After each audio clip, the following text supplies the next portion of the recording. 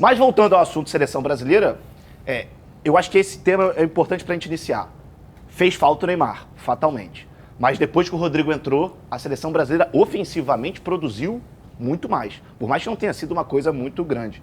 Mas eu acho que ficou claro que para substituir o Neymar, não sei se contra Camarões, mas nas oitavas, se ele não jogar, tem que ser o Rodrigo, né?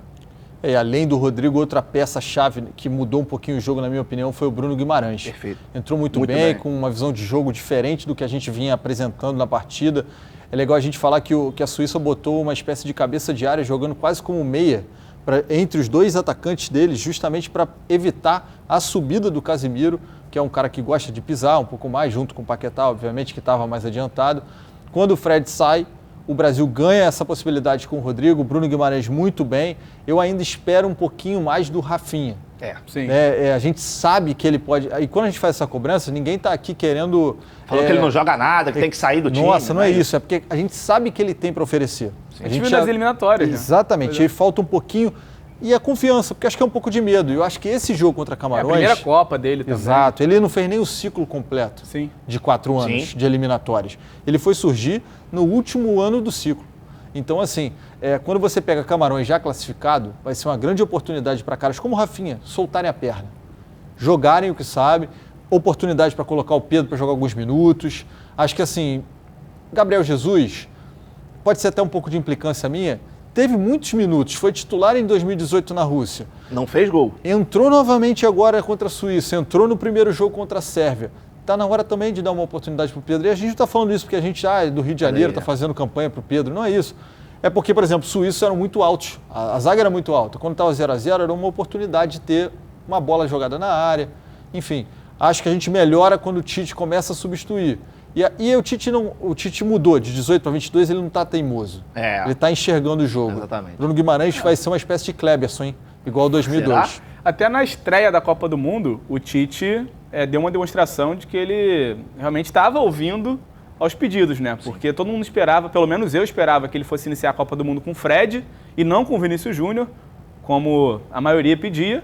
E ele, digamos assim, surpreendeu para a estreia, tirou o Fred mesmo, que estava sendo titular, e botou o Vinícius Júnior para jogar. Então, realmente, eu acho que ele está menos teimoso, assim, apesar de ter as convicções dele, obviamente. E sobre o Bruno Guimarães, eu não sei se vocês repararam, mas no segundo tempo, o Xhaka acompanhava o Bruno Guimarães o tempo inteiro. O tempo inteiro.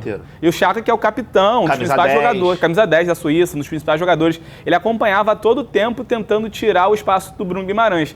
Só que o que acontecia? O Tite até falou sobre isso na entrevista coletiva.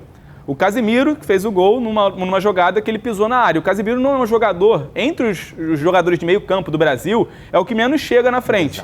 Já tinha merecido fazer um gol, e nesse jogo ele já tinha pisado umas 2 vezes na área, mas a bola não tinha chegado. Casemiro é o melhor volante do mundo há muito tempo, palavras de Neymar Júnior, acho que todos nós concordamos aqui. Sim, aí na entrevista coletiva, até perguntaram, um jornalista estrangeiro perguntou para o Tite se ele concordava. Aí o Tite disse, olha, eu não comento opinião dos outros, mas dessa vez eu vou comentar, concordo. É o Casemiro, sim. Eu acho que o Casemiro, ele é o cara que ele faz tudo. Ele constrói, ele destrói, ele auxilia, ele se aproxima. Sim. Ele faz tudo nessa seleção. E é um cara que se doa 200% dentro do campo.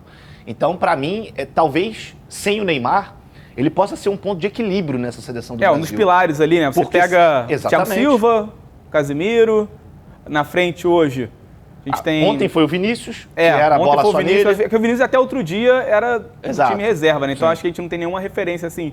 Embora o Richarlison esteja bem, tenha estreado com gol, não é aquele cara... A referência ofensiva do Brasil é o Neymar mesmo, o Neymar, não tem jeito. Dúvida. E você falou sobre o Richarlison, queria entrar num debate com vocês dois. Vocês tirariam o Richarlison ontem? Jamais. Eu jamais tiraria. Tiraria. Por que você tiraria? Cara, porque o jogo pelo menos eu vi dessa forma, o jogo do Brasil ontem tá precisando muito de um camisa 9 que conseguisse trabalhar as jogadas para quem vem de trás.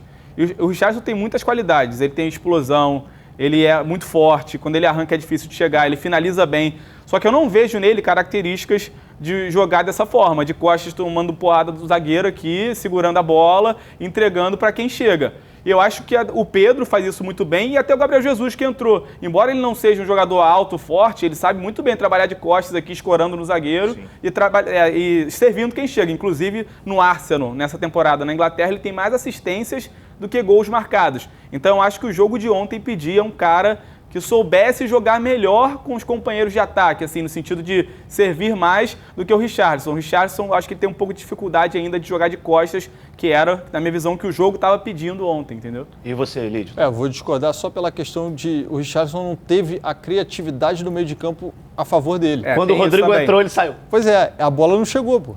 Ele estava ali brigando com os suíços sem a bola chegar. Sim. Quem tinha que dar a munição a ele não estava em campo. Ele não perdeu nenhuma chance. Exatamente. Exatamente. No jogo contra a Sérvia, a bola que chegou, ele concluiu. É até um lance super difícil. Aquele e quase a gente tem um lance muito semelhante do primeiro gol, né? Exato. O Vinícius dando 3 dedos, ele se joga na bola e quase chega. Esse 3 dedos do Vinícius Tá ficando embaçadinho, tá ficando embaçadinho. Eu acho que era um tipo de jogo que dava para você fazer algo parecido com o que o Dorival fez no Flamengo, que era dobrar os atacantes lá, botava um Pedro do lado do Richarlison, ia ficar 2 caras altos para brigar com os suíços lá dentro e um Vinícius flutuando. E não botava o Jesus. E não botaria o Jesus. E o Rodrigo, é o que você falou, o Rodrigo quando entra, o Richarlison sai. E aí você não consegue enxergar. Avaliar, né, dessa maneira. Ele não é municiado, cara. Então, mas eu acho que uma coisa da gente se perguntar também.